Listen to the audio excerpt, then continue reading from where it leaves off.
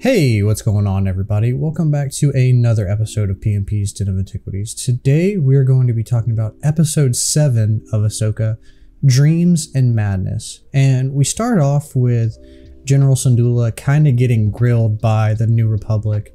You know, you can kind of tell that Mon Mothma's on her side and wants to believe her and wants to give her that trust, but Senator Xiono just isn't about it. He's giving her the fifth degree, he's drilling her, and it just really shows how out of touch the New Republic is. Like, he is everything that is wrong with the New Republic. You know, he quotes that tales of Jedi and not Jedi and Star Whales and like just all fairy tales. Really shows how like much experience he doesn't have with the rest of the galaxy. Like, I imagine he probably wasn't a part of the rebellion. He probably came on after. He was probably part of the Empire, then came on after. But it just really shows how out of touch the New Republic is, and they just don't believe that Thrawn is coming back and that the Empire is still a threat. But then we get to see C-3PO, which, man, it brought such a big smile to my face. I think Anthony Daniels reprised his role as C-3PO, and the mention of Leia and her being like the general of defense, I thought was pretty cool. And that whole scene was just really great. I really love it. Gave me that original trilogy Star Wars feel, and I thought they just knocked it out of the park with that scene. And then we cut to Ahsoka training, and that scene was so epic. Like, she looks like a totally different person. She's more focused, she's more determined. And then we get the shot of Anakin in his Clone Wars armor again. And anytime we get Anakin, it's a good day. Like, he looks great. He literally looks like Anakin from the Clone Wars show. And I love how he's just really in the background, like hyping her up. You know, he's talking about fighting General Grievous. He's talking about fighting Asajj Ventress. He's talking about fighting Count Dooku, which is funny because he lists those three, and out of the three, she fights Grievous, I think, 2 times in the Clone Wars, and she fights Asajj a couple times, but she never interacts with Dooku. But it was really cool to get those Clone Wars nods. I really feel like Dave, you know, coming from working on Rebels and going to working on Clone Wars, like, he's really bringing a lot of those little tiny snippets in, and it just, for people who watch those shows and love those shows, like, it really just elevates the show that much more. And also, you know, sprinkling in a lot of the prequel and original trilogy stuff. I will say, though, she said that Anakin made 20 of those tapes. Disney, if you're listening, give us some short stories of Anakin, the 1 through 20. Give us 20 episodes of like maybe 5-minute episodes or 2-minute episodes, whatever you want to do, and give us all those Anakin dialogue options, because I want to hear that. You know, I want to, just like Ahsoka, while I'm working out, I want to hear Anakin in my head hyping me up about the Clone Wars and being prepared for battle when I'm at the gym. And it's so great to see Ahsoka in this new kind of state of mind. You know, she's a lot more like the Clone War style Ahsoka, where she's joking and laughing and having fun. You know, I know that's what they were kind of doing from the beginning. You know, she's kind of somber, always crossing her hands. And after her talk with Anakin and going through all those flashbacks, she kind of feels like she's been revived and is like reborn into a new person, but still has some of her old qualities. You know, I love that she's like gaslighting Hu Yang and being like, oh, you didn't think this was gonna work? Why didn't you say something? And then Hu Yang just goes off on her.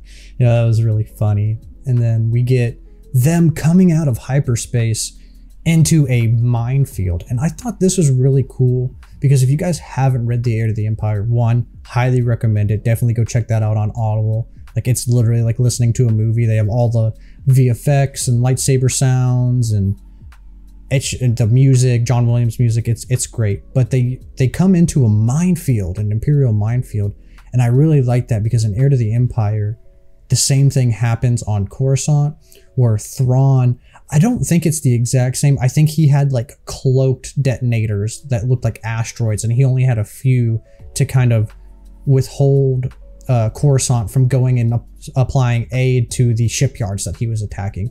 But it was really cool to get a visual representation of that. And I also love how this is like really symbolic of Empire Strikes Back, when they dive down into like the ring of like whale bones and parts, and they're like weaving through everything. It really gives me like Empire Strikes Back, when Han, C-3PO, Leia, Chewie are trying to escape the Empire and they're going through the asteroid field. Like, It gave me very much vibes, and I love that Dave is doing this. He clearly knows how to kind of give us almost like, I guess you could say like member berries, but without shoving it in your face like so much, you know, that like, hey, look at this, remember this, see this, you know.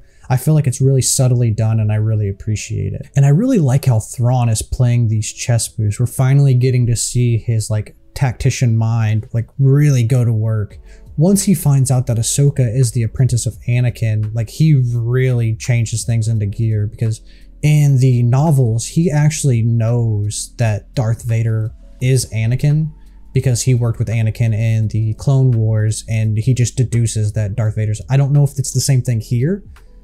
We haven't gotten that information yet, but I really like how he's like, you know, we have to control every single possibility because Jedi are good at hiding. She is apprenticed by one of the best Jedi ever to ever exist, the Chosen One, and she'll find a way to, you know, kind of weave through our defenses and cause a lot of damage and not let us escape. So I really like how he's kind of playing the situations in his head and trying to control all the possibilities. And then we get Ezra and Sabine kind of chilling on these little like mechanical scrap pods. And again, I really love the humor in this episode. Like I said, it's done so well that, you know, when Sabine's like, oh, Ahsoka took me on as her apprentice, and Ezra's like, what? She did? Like really shocked. You know, I feel like that was a very Ezra thing to do. Like he does that a lot in Rebels, and it's just like, it's just enough to, you know, you get like a chuckle or a laugh, but it's not like super forced or anything like that. And I really enjoyed that scene with them together, and how complicated also the situation is, because she wants to tell Ezra everything, but she knows that she didn't make the right choices, how she got there. It was her only choice, but she didn't like the way that it was going. And then Ahsoka was like supposedly supposed to be dead, and it just complicated the whole thing. And while they're traveling, it kind of cuts to Baylan and Shin talking, overlooking the valley and seeing them travel. And I thought this was really interesting. Like Baylan more and more like intrigues me, because we don't know what his motives are. He's very, I guess elusive is the right word to say when he talks about like his vision and his goal. And he realizes that Shin's goal and her vision aren't the same. You know, she's kind of like almost like a Darth Maul kind of character, where she wants power and glory and to be on top and to not be running and to just be in a position of power. And Baylan doesn't seem to want the same thing. So he ends up saying, hey, you know, our journey splits here. You must choose your path and I have to choose mine. And I really like that. He's like, you know, one parting thing that I'm going to give you is that don't be so power hungry that you lose sight of your goal, because that's going to lead to defeat very quickly. And that plays into what happens a little bit later on. But I just really like his character, and I'm curious to see how they're going to go with it, because it doesn't seem like he is going to die in the next episode. So I don't know how they're going to carry on his legacy and go forward with that. So it's going to be really interesting to see. Maybe they'll write something clever to where he stays on the planet and that's where he is, and then that's it. But I guess we'll see next episode. And then Thrawn, being the mastermind that he is, knows that he has to send more troops because Ahsoka's on the way. We have Ezra, who's also a Jedi, and then Sabine, who's been trained by both of them, honestly. And I really like the scene where all the troopers are running into the like Imperial like patrol ships. You know, we see those a lot in Rebels. We see them a lot in Jedi Survivor. They're pretty much all over the place. And I love those little tiny details. And it's really cool seeing all the troops like gear up and like get ready to go. And then when they land, it's like really cool. They're all like funneling out. It gave me kind of honestly Mando season 2 vibes when all the patrols of stormtroopers are coming down to fight Boba, Mando, and Fennec. And I also really like that the formation that Ezra took with the hermit crab people is something that is done actually in real life with musk ox, which is what they do is they get in a circle and they basically put all their young in the middle to protect from predators. And I thought that was kind of cool, where they added a little bit of realism and real life into the Star Wars universe. And it's just a little tiny detail that I think is cool. But we get Ezra and Sabine getting ready to essentially like go into battle. And again, this is where the humor comes into play, where she's like, take the saber. He's like, no, it's your saber. He's like, shit, take the saber. She's like, no, the Force is my ally. And it's really cool. We get to see a lot. As much as I would have loved to see him use a lightsaber, I think it was cool to see him use the Force. You know, he's Force pushing the enemies around. He's dodging. He's like almost like maybe like a less intense like Mace Windu from the Clone Wars, where he's like, Mace Windu's like speed punching the battle droids and like completely destroying them. Like Ezra's definitely doing like a toned down version of that, but that's cool. And then he ends up picking up a blaster and shooting a couple of them. But I really like that. And then I really also like how he handles fighting Shin.